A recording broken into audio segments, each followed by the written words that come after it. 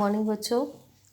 कल हमने प्रवास के बारे में मैंने तुम्हें एक थोड़ी सी इंट्रोडक्शन दी थी, जिसके अंदर मैंने बताया था कि प्रवास क्या होता है और प्रवास के प्रकार क्या होते हैं।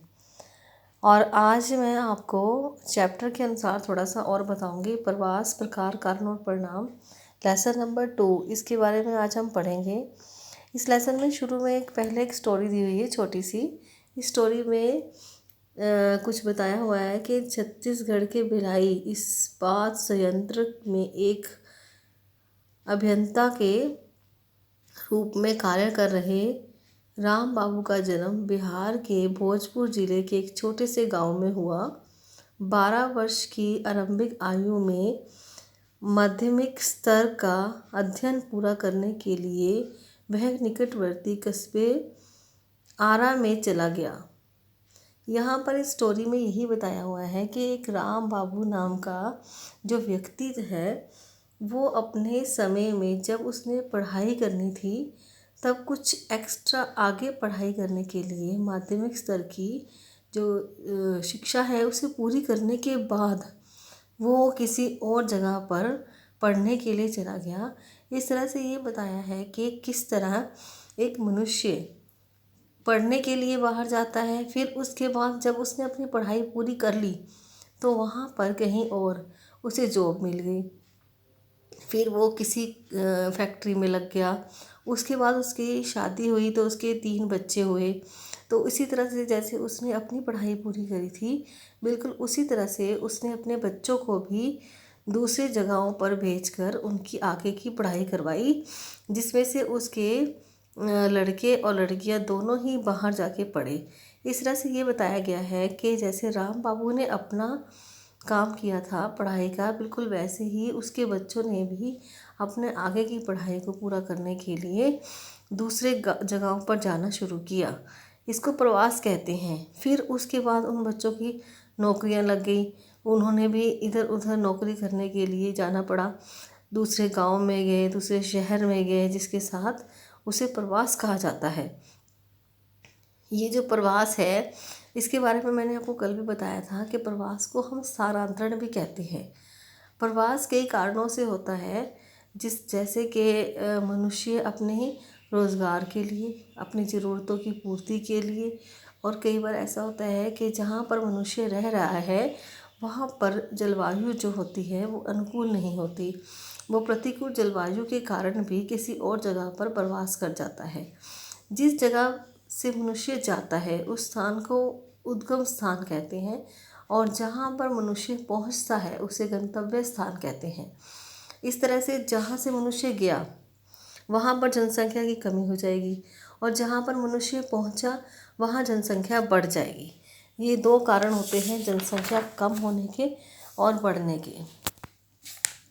इसके साथ प्रवास के साथ ये एक और चीज़ जोड़ी गई है कि जब जनसंख्या की गणना होती है, जनगणना जिसे कहते हैं, जनगणना के समय ये चीज़ भी देखी जाती है कि क्या व्यक्ति इस गांव अथवा शहर में पैदा हुआ।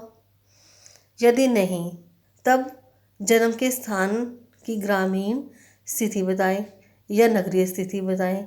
जिले और राज्य का नाम बताएं। यदि भारत के बाहर का है तो जन्म के देश का नाम बताएं। और दूसरी बात, क्या व्यक्ति इस गांव या शहर में कहीं और से आया है। यदि हाँ, तब निवास स्थान के पूर्व स्थान ग्रामीण या नगरीय। जिले राज्य का नाम बताएं। बाहर से बाहर का देश का नाम बताएं, जो भारत के बाहर है उस देश का नाम बताएं। ऐसे प्रश्न पूछे जाते हैं। इस तरह से इसलिए क्या किया जाता है, क्योंकि जब मनुष्य कहीं और से आ गया है तो उसकी जनगणना वहाँ ना की जाए जहाँ वो अब रह रहा है, इसलिए उसकी जनगणना वहाँ पर की जाए, जनगणना में कोई भी गलती ना आए। इस वजह से मनुष्य को जहाँ पर वो रह रहा है उसके बारे में पूरी डिटेल पूछी जाती है कि वो वहाँ पर शुरू से रह रहा है या वो अभी अभी आया है, पहले कहाँ रहता था, और जहाँ पर वो पहले रहता था क्या वहाँ पर उसका नाम अभी भी चल रहा है या वहाँ से उसका नाम काट दिया गया है। जनगणना में इन चीज़ों को ध्यान रखा जाता है। दूसरी उसके बाद है प्रवास की धाराएं। प्रवास की धाराएं, जैसे मैंने आपको बताया है कल भी, कि एक स्थानीय प्रवास होता है, दूसरा अंतर्राज्यीय प्रवास होता है। जो स्थानीय प्रवास होता है उसे अंतर्राज्यीय भी प्रवास कहते हैं। अंतर्राज्यीय प्रवास देखिए, ये अंतर्राज्यीय प्रवास और दूसरा होता है अंतर्राज्यीय प्रवास। इस डायग्राम में, ये वाला जो डायग्राम को आपको दिख रहा है 2.1 क का डायग्राम, और ये डायग्राम है 2.1 ख का डायग्राम। ये दो डायग्राम है। इस डायग्राम में आपको अंतर्राज्यीय और अंतर्राज्यीय डायग्राम प्रवास के बारे में बताया है। इसमें बताया है कि जो अंतर्राज्यीय प्रवास है, इसमें स्त्री और पुरुषों के प्रवास के बारे में बताया है कि ग्रामीण से ग्रामीण, ग्रामीण से नगरीय, नगरीय से ग्रामीण और नगरी से नगरीय, ऐसे जो प्रवास होते हैं उसमें स्त्री और पुरुष का प्रवास कैसा है। ग्रामीण से ग्रामीण यानी पास के एक एरिया से लेकर दूसरे एरिया में जाना में स्त्रियों का प्रवास ज़्यादा है। लेकिन जहाँ बात होती है ग्रामीण अंतस्तरीय अंतर्राज्यीय प्रवास में स्त्रियों का प्रवास ज़्यादा है, क्योंकि वो एक ही जगह है, लोकल है। लोकल प्रवास में स्त्रियां ज़्यादा प्रवास करती हैं। लेकिन अगर हम बात करें इसकी, जहाँ पर अंतर्राज्यीय, एक राज्य से दूसरे राज्य में प्रवास करना है, उसमें ग्रामीण से ग्रामीण में स्त्रियां ज़्यादा प्रवास करेंगी। ग्रामीण से नगरीय में पुरुष ज़्यादा निवास करेंगे, क्योंकि गाँव जो है, गांव से गांव में निवास करना स्त्रियां ज़्यादा पसंद करती हैं, क्योंकि वो जिस एरिया में पहले रह रही थी उस वैसे ही एरिया में उनको ठीक लगता है जाना। लेकिन अगर बात हो गांव से शहर की ओर जाने की, तो स्त्रियां वहाँ जाना पसंद नहीं करती। तो इसलिए उसमें से गांव से नगर में प्रवास पुरुषों का ज़्यादा होता है, क्योंकि पुरुषों ने गांव से नगर में जाकर रोज़गार या नौकरी करने के लिए जाना होता है। और नगर से ग्रामीण, उसमें दोनों बराबर रहते हैं।